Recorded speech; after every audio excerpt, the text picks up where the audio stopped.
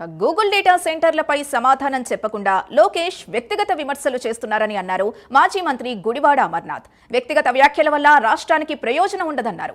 గూగుల్కు ప్రపంచవ్యాప్తంగా ఉన్న ఉద్యోగులే 1,80,000 అయితే ఒక్క వైజాగ్ డేటా సెంటర్ ద్వారా 2 లక్షల ఉద్యోగాలు ఇస్తామని చెబితే ఎలా నమ్మాలని ప్రశ్నించారు. 1,88,000 ఉద్యోగాలు వస్తాయని గూగుల్ ప్రకటిస్తే విశాఖ వ్యక్తిగా లోకేష్ కు సన్మానం చేస్తానన్నారు. డేటా సెంటర్లకు పునాదులు వేసింది వైసీపీ ప్రభుత్వం అన్నారు. ఉద్యోగాలపై క్లారిటీ అడిగితే ట్రోలింగ్ గురించి మాట్లాడతారని, అసలు ట్రోలింగ్ కి పితామహుడు లోకేష్ అంటూ అమర్నాథ్ ఫైర్ అయ్యారు. 88,000 మందికి ఉద్యోగ అవకాశాలు వస్తాయని చెప్పి వారు క్లెయిమ్ చేస్తూ ఉన్నారు. దీని మీద క్లారిటీ అడిగాం.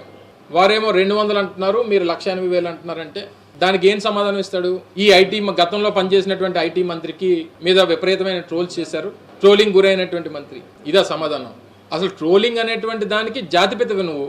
మీరు చెప్పినటువంటి నంబరు 1,88,000 మందికి ఉద్యోగాలు వస్తాయని చెప్పి గూగుల్ చెప్తే, గూగుల్ చేత ప్రకటిస్తే, సరే పార్టీ పక్కన పెట్టి విశాఖపట్నం వాసిగా ఆయన పిలిచి సత్కరిస్తా. విశాఖపట్నంలో ప్రపంచవ్యాప్తంగా 1,88,000 మంది ఉన్నటువంటి గూగుల్ సంస్థకి ఒక విశాఖపట్నంలో డేటా సెంటర్ ద్వారానే 1,88,000 మందికి ఉపాధి కల్పిస్తానని చెప్పి మీరు చెప్తా ఉంటే నమ్మశక్యంగా ప్రజలకు ఉండాలి కదా అనేటువంటిది మా ప్రశ్న. ఇందులో మేమేమి డేటా సెంటర్ వద్దనట్లేదు.